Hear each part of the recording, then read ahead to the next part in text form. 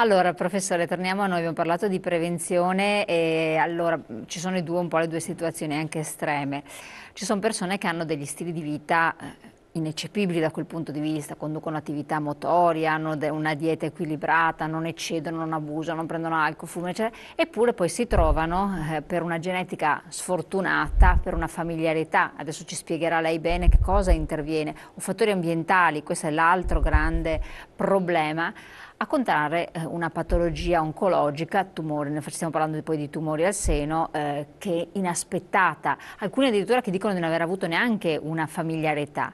Cosa succede, cosa si innesca e quanto anche la situazione ambientale può essere determinante se la ricerca, lo studio la comprova, perché ci sono appunto ricerche discordanti al proposito. Certo, è molto importante l'argomento che lei sta sollevando. È chiaro che noi siamo degli esseri viventi che interagiamo con l'ambiente.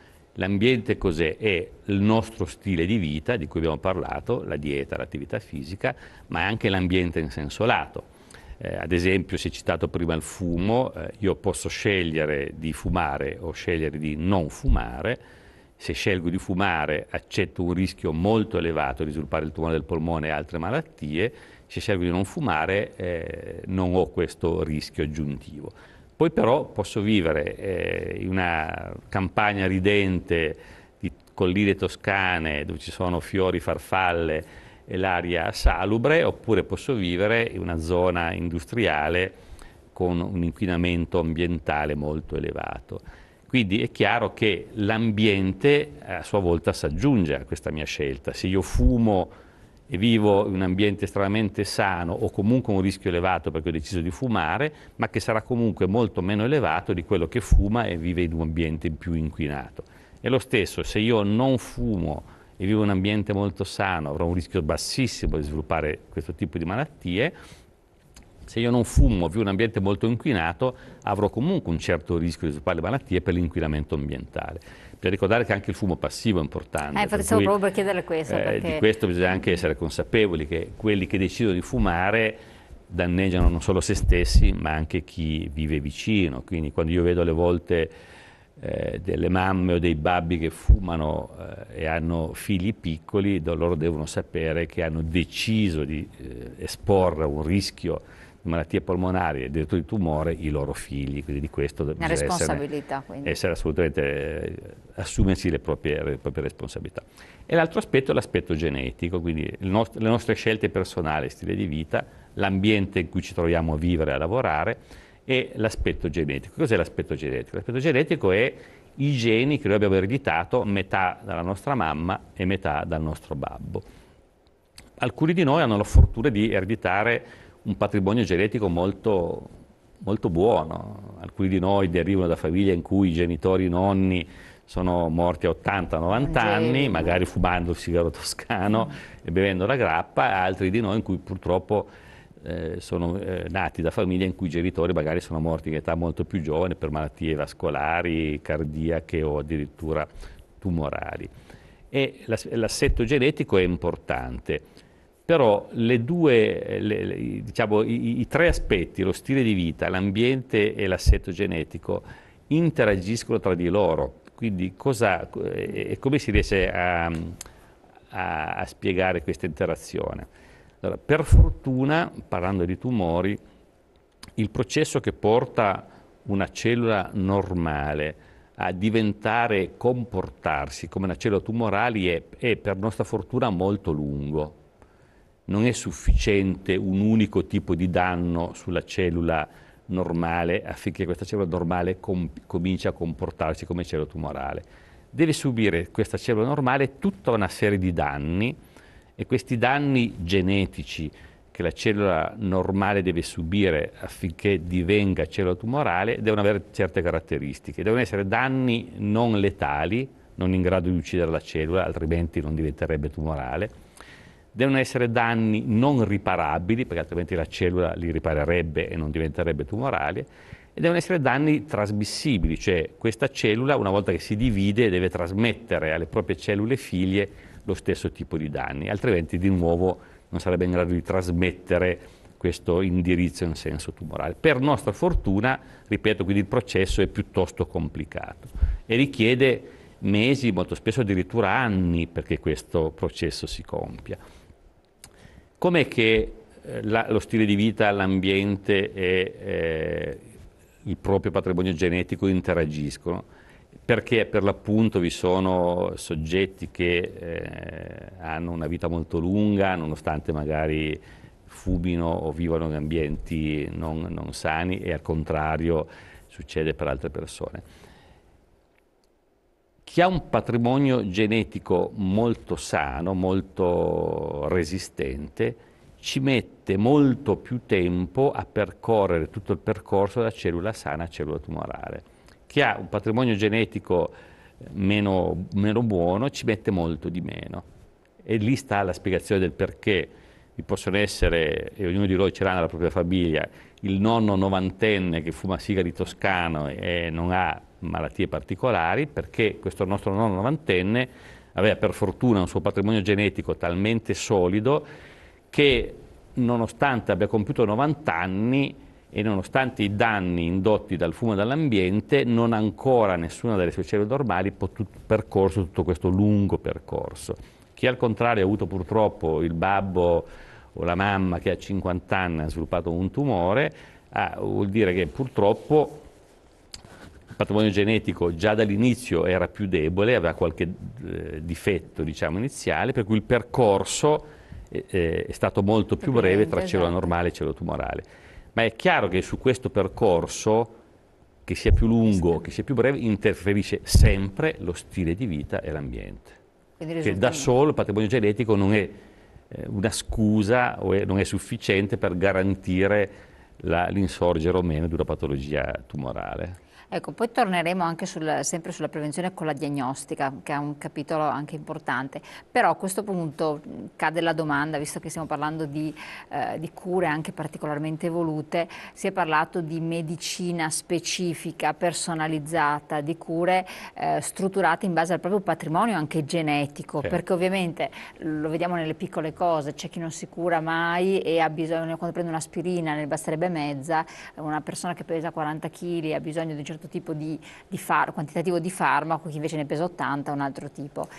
Quindi non solo medicina di genere, che esiste, qua stiamo parlando proprio di tumore al seno, ma anche di interventi di un certo tipo, perché magari il bombardamento, alcune persone che l'hanno avuto, di chemioterapia può provocare degli effetti collaterali molto importanti in una persona e in un'altra invece minori. E allora tante volte viene imputato: ma mi viene fatta una terapia specifica per la mia situazione, o non siamo ancora arrivati a livello di ricerca a trovare questo, o è troppo costoso?